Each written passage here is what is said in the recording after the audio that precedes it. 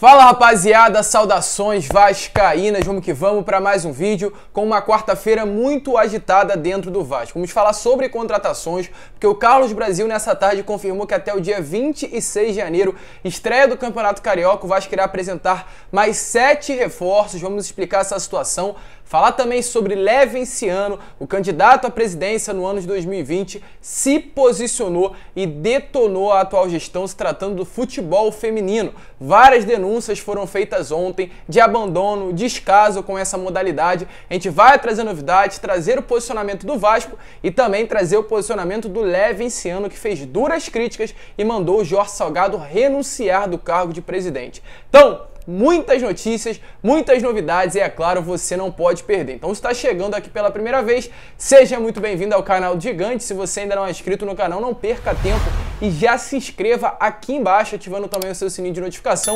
Deixe o seu like. Vamos lá, tentar bater a meta dos 2.000 likes, que vai fazer com que esse vídeo chegue a cada vez mais vascaínos. Então, se você curte o nosso canal, nos dê essa ajuda e também o seu comentário aqui embaixo sobre o que você vem achando das movimentações no mercado de transferências. Tranquilo, torcedor? Mas vamos lá, né? Sem muita enrolação, falar logo de Vasco da Gama, e eu quero iniciar o vídeo sem muita enrolação, falando logo sobre Copa São Paulo de Futebol Júnior, porque hoje, por volta das 11 horas da manhã, o Vasco teve a sua primeira partida contra o Lagarto de Sergipe e começou goleando por 5-1. 2 gols do Figueiredo, 1 gol do Vinícius, 1 gol do Juan e 1 gol do Ryan. O próximo jogo do Vasco será no sábado, dia 8 de janeiro, às 2 horas da tarde, contra o Rio Claro. Com relação a um dos autores do gol, o garoto Ryan, de apenas 15 anos, foi o seu primeiro jogo na categoria sub-20 e o mesmo já estreou fazendo gol. Algo semelhante ao que aconteceu quando o mesmo estreou no sub-15, sub-17 e agora também se repetindo no sub-20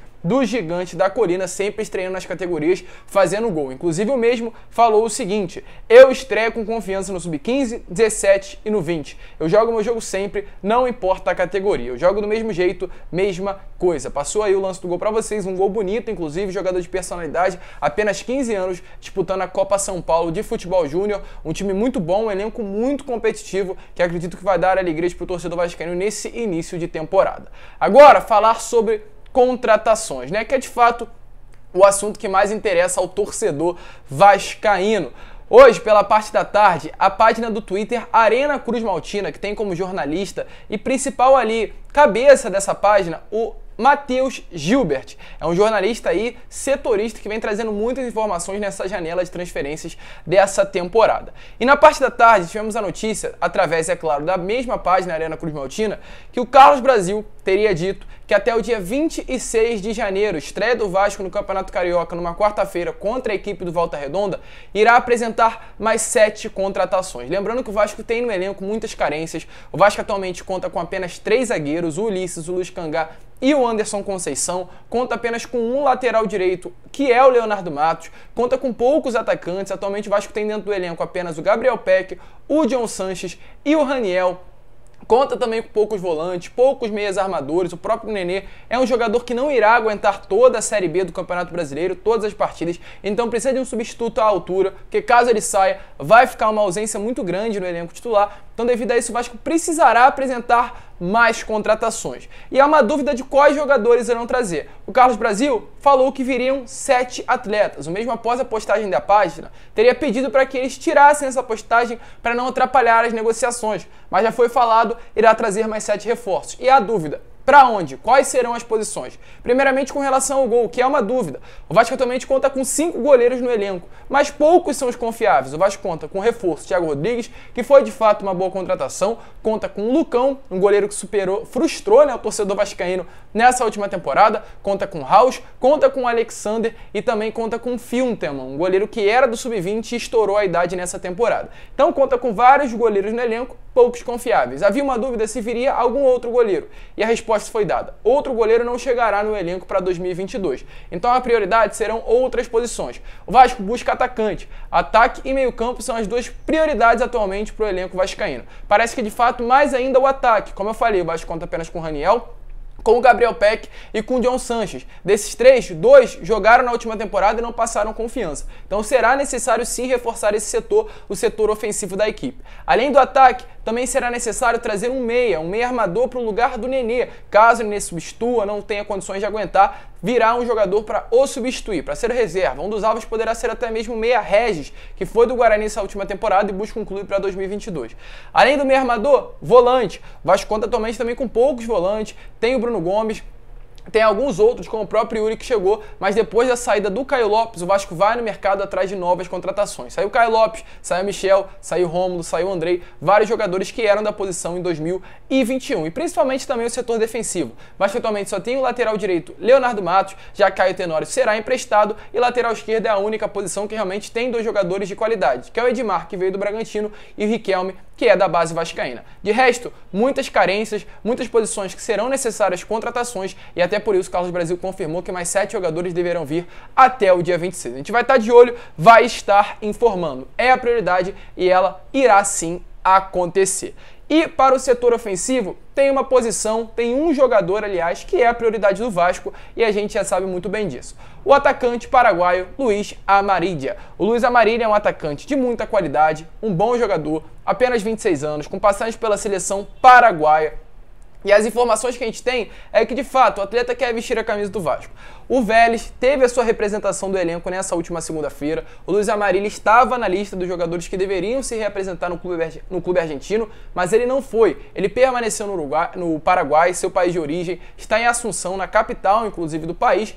Lá, não foi para a Argentina, não viajou, não quer permanecer no Vélez nessa próxima temporada, tem o seu contrato apenas até o meio do ano, um contrato de só 6 meses que restam para encerrar. Ele não quer ficar no Vélez, ele quer o Vasco da Gama, essa é a grande realidade. Pela parte da manhã eu trouxe um vídeo falando sobre a situação do atleta, que teria chances, possibilidade dele ir para o Nacional do Uruguai, e realmente há. O Luiz Amarília é um jogador de muita qualidade, jogou muita bola nessa última temporada na LDU e vem jogando nas últimas 3 temporadas. Então vários clubes do futebol sul-americano estão de olho no atleta. Cerro Porteño, Barcelona de Guayaquil, o próprio Nacional do Uruguai, como eu falei, e outros que apareceram durante esse período de contratações. O Vasco segue sendo o interesse do jogador. O Vasco quer o atleta. Problema? Dinheiro. O Vélez Sarsfield quer uma compensação financeira. Se dependesse do Luiz Amarília, ele já estaria hoje aqui no Rio de Janeiro treinando com o elenco no CT Moacir Barbosa. Mas não depende somente dele. Ele tem um contrato com o clube argentino, o Vasco não tem condições de pagar o dinheiro que o clube argentino quer, e essa atualmente é a grande dificuldade. Inclusive o Vélez tem uma proposta do Minnesota United, do clube do futebol estadunidense, de $1,5 milhão, mas ele não quer ir para os Estados Unidos. Ele quer ir para um clube grande que tenha vitrine para o futebol internacional. E esse time, esse clube é o Vasco da Gama. Agora depende da diretoria do Jorge Salgado, do VP de Finanças Adriano Mendes, tirar a grana do bolso. Se não tem, arranja para entregar aí, para pagar e tentar trazer o Luiz Amarília. O certo é, até o momento, nenhuma novidade realmente que alegre o torcedor vascaíno, mas pelo que parece o Vasco tenta sim chegar a um acordo com o Vélez e o negócio está cada dia mais avançando positivamente para o lado do Vasco da Gama. E agora, para finalizar o vídeo, falar sobre futebol feminino e leve esse ano. Realmente algo que revolta o torcedor vascaíno. Ontem, na parte da tarde, a jornalista Bruna expôs aí algumas coisas que vinham acontecendo no futebol feminino.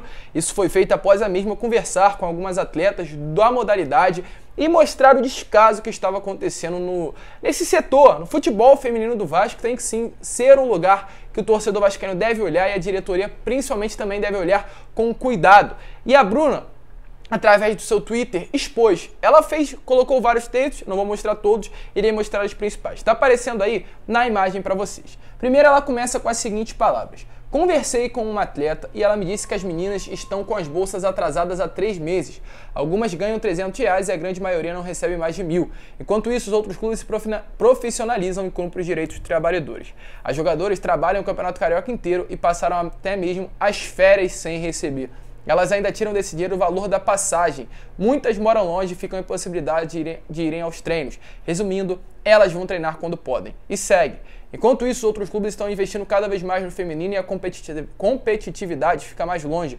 O abismo do Vasco fica cada vez maior. Muitas jogadoras já saíram pela falta de profissionalismo do Vasco e foram para o Givaz. Cada vez mais essa realidade é normalizada. Falando agora sobre a questão do uniforme.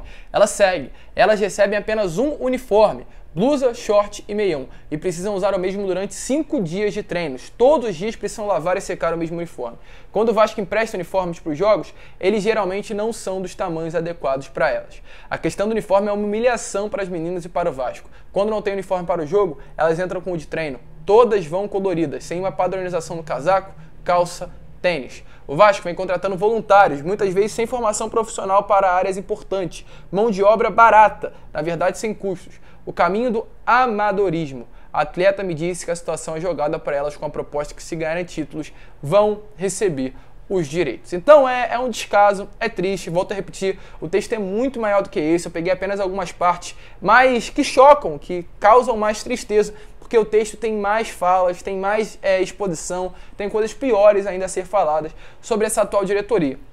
Muitos falam que eu estou passando pano, muitos reclamam do meu posicionamento diversas vezes, mas eu volto a repetir, quando tiver alguma coisa para expor, eu vou expor. Quando tiver alguma coisa que realmente venha a ser necessário eu vir aqui reclamar, eu vou estar aqui. E, infelizmente, o que vem acontecendo nesses últimos dias é só reclamação. O torcedor vascaíno não tem um motivo para se alegrar. Por que ainda mais a gente fica chateado com essa situação? A gente já viu que é humilhante o atual momento do futebol feminino do Vasco e passa por uma humilhação maior porque durante o período eleitoral o Jorge Salgado falou isso daí que está aparecendo para vocês. Isso foi um dos slides da campanha Mais Vasco, que fala futuro do futebol feminino. E a frase diz o seguinte: com base no levantamento feito pelo portal GE, o Vasco passaria a ser o clube de maior investimento do futebol feminino brasileiro em 2021. E segue agora no próprio site da Mais Vasco, a chapa do atual presidente Jorge Salgado, que diz o seguinte: com o Jorge Salgado seremos o clube de maior investimento no futebol feminino, com quase 15 milhões nos 3 primeiros anos de gestão. Já seremos no primeiro ano o maior orçamento entre os principais clubes. Teremos um time de ponta para colocar as meninas do Vasco no melhor nível profissional para ter retorno em títulos.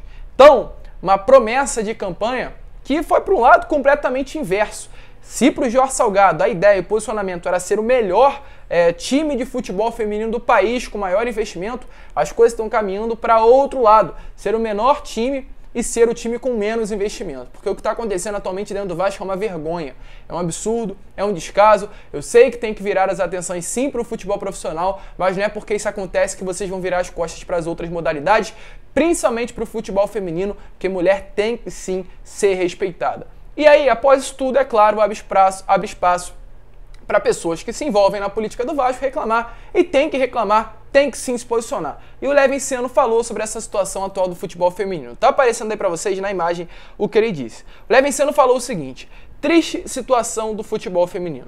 O Vasco dessa forma está se tornando indigno da sua história, tradição, valores e até do seu próprio nome. Chega, saiam, renunciem ou me deixem ajudar. O que mais vocês querem fazer? Os torcedores, sócios e atletas passarem. E após isso tudo, esse constrangimento total que sim, o torcedor vascaíno passa, sofre, nós estamos sendo completamente humilhados com essas situações que acontecem, a página do Vasco Feminino, o próprio Clube de Regatas Vasco da Gama, se posicionou dizendo o seguinte: o clube informa que tem trabalhado incansavelmente em busca de uma solução para regularizar a situação o mais rápido possível. O Vasco informa que ainda na apresentação dos jogadores em janeiro já estarão encaminhadas soluções para os problemas relacionados à alimentação, e também segue no outro Twitter falando sobre o uniforme. Certo a gente vai cobrar, a gente vai estar de olho, a gente não vai deixar isso passar, que é um desrespeito, é um absurdo, ainda mais porque isso foi promessa na campanha. Se prometeram na campanha, tem que cumprir no mandato. Então, uma vergonha, um descaso, é realmente motivo de chateação que vem acontecendo com o futebol feminino do Vasco. O Vasco tem que ser forte, o Vasco tem que ser grande em todas as modalidades. Do futsal, ao remo, ao basquete, ao vôlei, ao profissional, ao feminino, ao beach soccer, em todas. Vasco é Vasco. Infelizmente, parece que essa atual diretoria não está conseguindo pensar e saber o tamanho da grandeza do nosso clube. Mas esse foi o vídeo, torcedor. Se você curtiu, se inscrevam, deixa aí o seu like, compartilhe esse vídeo também para que todos os seus amigos possam ter acesso aqui ao nosso conteúdo e para que a nossa família possa crescer cada vez mais. Se você curtiu o meu posicionamento, deixa aí a sua opinião. Eu faço questão de verdade de responder a cada um de vocês. Um grande abraço a todos, vamos que vamos, fiquem com Deus e, é claro, saudações vascaínas.